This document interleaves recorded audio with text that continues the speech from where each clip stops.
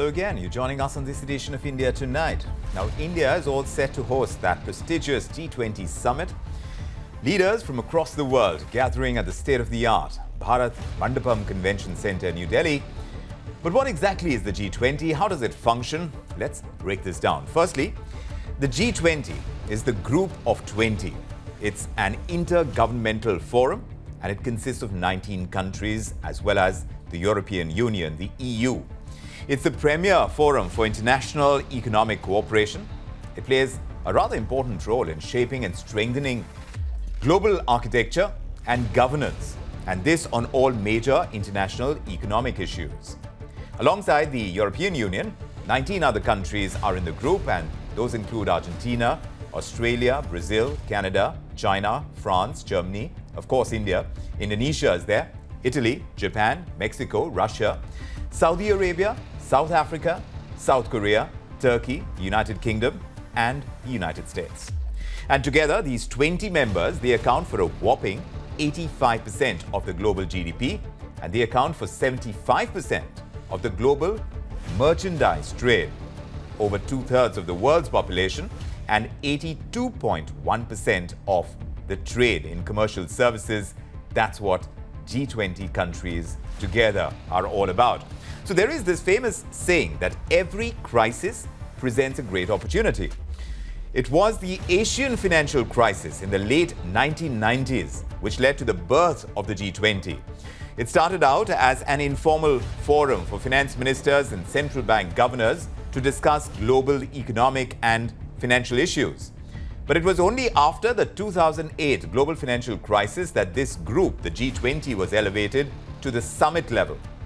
The first summit was hosted by the United States, and this took place in November of 2008. Then, in the following years, in 2009 and 2010, the G20 Summit was held twice a year. But then, starting 2011, the summit has been held once a year. In 2020, though, the G20 met virtually because, of course, the onslaught of the COVID-19 pandemic. Now, while India is hosting the 18th summit, the next G20 summit is going to be in Brazil. Now, let's understand how the G20 presidency works. The G20 presidency is rotating. It rotates annually among the member countries, and there are 20 countries, like I mentioned. India holds the current presidency, and we've held it since the 1st of December 2022, and it goes on until the 30th of November 2023.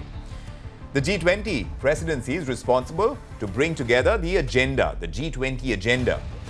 While Indonesia held that presidency last year, at the end of the current summit, India is going to hand over the presidency to Brazil. Now the question is, how does a complex forum like the G20 actually work? You see, broadly, the G20 consists of two main tracks. There is the Sherpa track and there is the finance track. The Sherpa track consists of representatives of the heads of state. And remember, Amitabh Kant is India's G20 Sherpa. The Sherpa track focuses on socio-economic issues like agriculture, like anti-corruption, like climate, digital economy, and so on. It consists of 13 working groups that meet regularly throughout the term of the presidency. Then, like I mentioned, there is the finance track. That is headed by the finance ministers and the central bank governors. It consists of 8 working groups. It focuses on global fiscal and monetary policy issues. The theme of this year's G20 Summit is Vasudhaiva Kutumbakam. That is, one Earth, one family, one future. And on top of India's agenda are issues like green development, like climate finance, accelerating the progress on sustainable development goals, on SDGs, on strengthening multilateral institutions, also encouraging women-led development, among several others.